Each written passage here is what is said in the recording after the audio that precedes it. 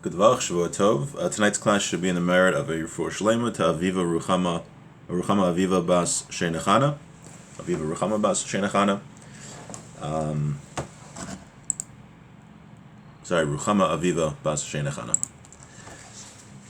And today we are studying the way to acquire spiritual cleanliness. For the past several weeks, a long time, we're studying chapter 11, which is the details of spiritual cleanliness. We learned about many laws that people often are negligent in observing all of the details of them.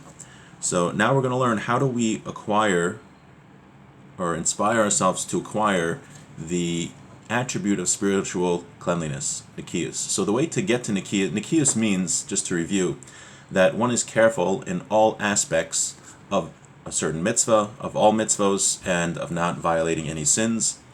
And at that point, he's considered to be spiritually clean because he observes every detail of every mitzvah. So how does somebody acquire this lofty state?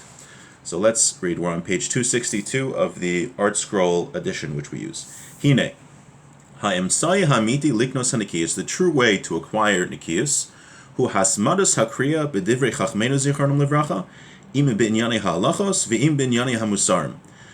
The true way to acquire nikiyas is by the constant reading of the words of our sages, whether it's in legal matters, halachas, Jewish law, v'im binyane hamusarim, or whether it's in their ethical teaching. So there's two things a person needs to do to get to Nikhias. One is to study Musar, which is what we're doing now, and two is to study halacha, Jewish law, because if you don't know the laws, then you can't keep them.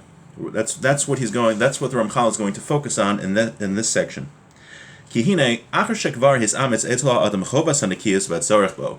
a person clarifies for himself the necessity of acquiring Nikhias, after he's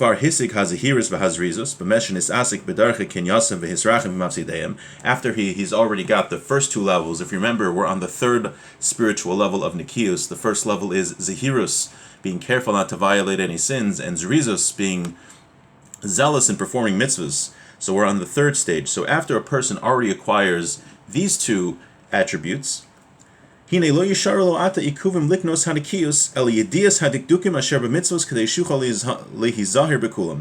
only thing he's missing is to know the details of all the laws so he can keep them.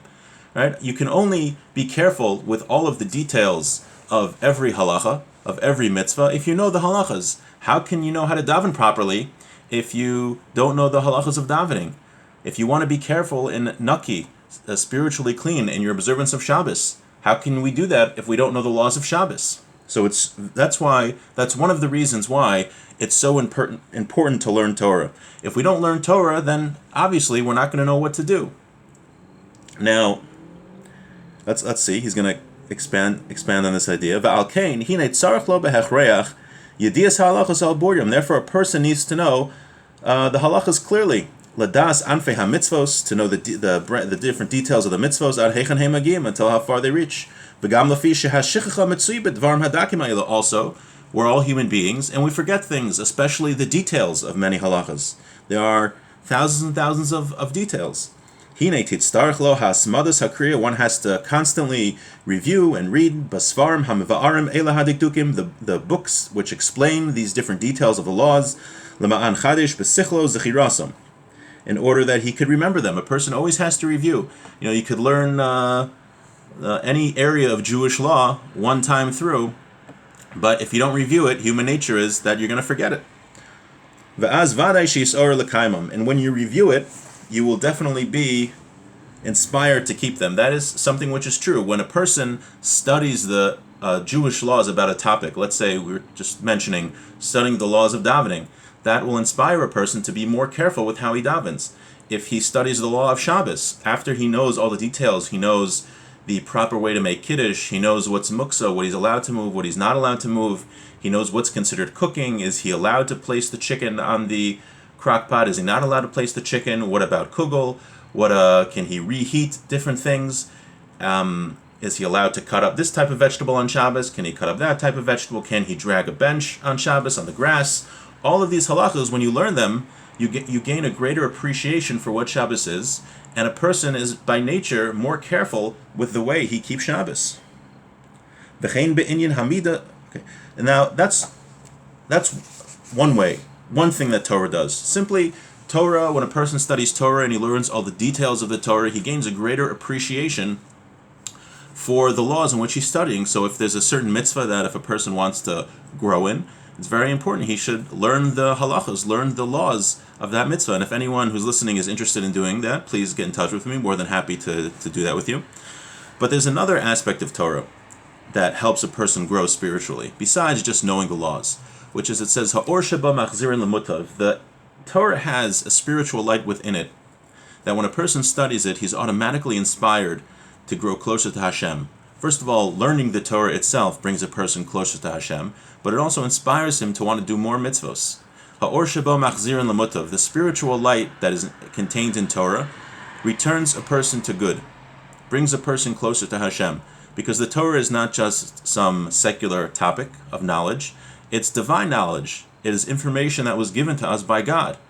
So when a person studies it, he gets closer to Hashem.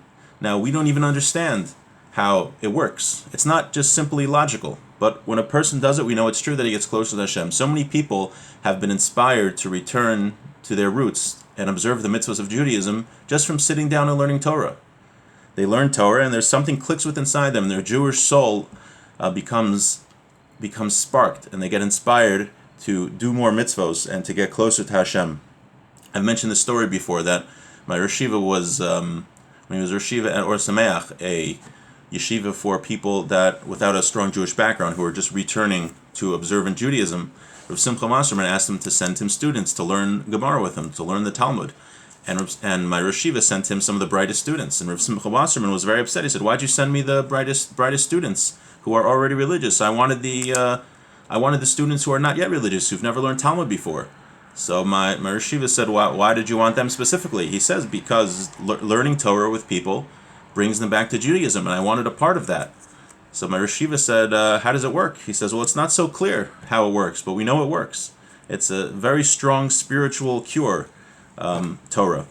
But part of it is, my Rosh Yeshiva has mentioned, that when you do something with your mind, you're totally engrossed with it. Your whole being is engrossed with it. That if someone taps you on the shoulder or is walking by you, you won't even notice them. I'm reading a book about Rav Elyashiv now, who was the greatest rabbi in the past, the Gadol Hador, in the past few years. Just passed away a few years ago.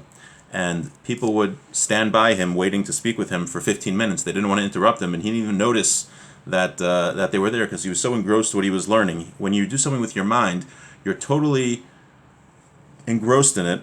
And when you're engrossed in Torah, Torah is the will of God, the mind of Hashem. So our whole being is engrossed and involved with the mind of Hashem, and that is very powerful spiritually. Okay, v'chein, continues the Ramchal, v'chein be'inyan hamidos, muchrachas lo kriyas, maimari hamusar lakadmonim alachronim. For one to improve his character traits, he has to study the Musar works, the ethical works, like we're doing now. Mesilas Yesharim is the most famous ethical work. And a person has to constantly review it, because you don't become a good person unless you make the lessons that our rabbis teach us part of oneself. Right? You can know intellectually that there's something, V'ahavta l'orecha kamocha, love your neighbor as yourself. But unless you go and learn the Musar works about how careful one has to be, how he treats others, and in his service of Hashem, and how not to be selfish, it takes constant review and a constant struggle and effort to become a person who is less self-centered and more of an Eved Hashem. Because many times, even after a person decides that he wants to be a Naki, a spiritually clean person, he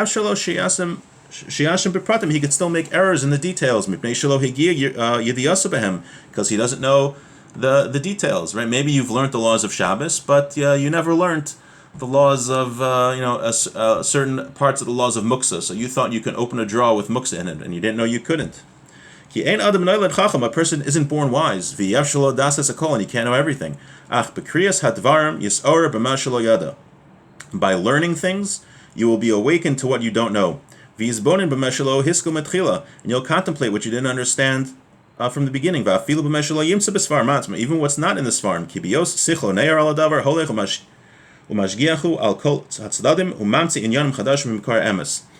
The Ramchal says that when you study Torah and you study the halachas, the Jewish law of a various topic, you're going to eventually start contemplating these ideas, and you're going to realize, even without seeing in the book, certain things that you didn't know what is forbidden.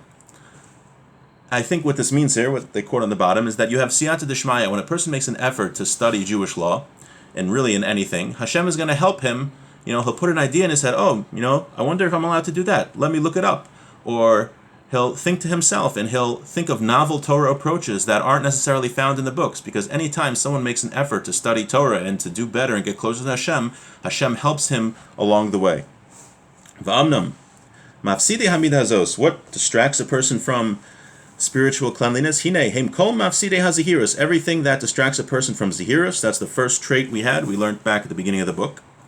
V'naisif aleim chesron habikius biyadiyas hadinim o hamusarim. But beyond this is also a lack of knowledge in the details of the laws or in ethical principles. K'moshe kasafti, like I said, ukfar amru zicharim levracha, a rabbi said, v'lo amar chassid, an ignorant person can't be pious. Right? To be a pious person in Judaism, you can't be ignorant. A pious person in Judaism has to know the details. If you don't know the laws, and you can't keep the laws, and you can't be pious. Because someone who doesn't know can't do. V'chein amru, it says, Talmud gadol shemevi lidei ma'isa. Learning is more important than doing, because learning brings to doing. Right? When a person learns Torah, it inspires him to keep the laws of the Torah. So we learned here that to be a good Jew, one needs to study Torah. Now, there's two reasons why a person needs to study Torah. One is he has to know how to keep the Torah. If you don't know the laws of what God demands from us, then we can't do it. And number two is because learning Torah cleanses a person spiritually, inspires him to grow spiritually, and brings upon him siyata d'shmaya, help from heaven for further Torah study. And even though we may not be at the level to be totally spiritually clean from every mitzvah, that doesn't mean that we should just give up. We have to do our best and learn as much as we can. And I think we could all try to learn 5 minutes more than we did yesterday. I think that's a good start. And if anyone wants to study anything, any area of Jewish law or anything else, please, you know my email, you know where I am on Facebook. Please feel free to reach out, and have a beautiful week.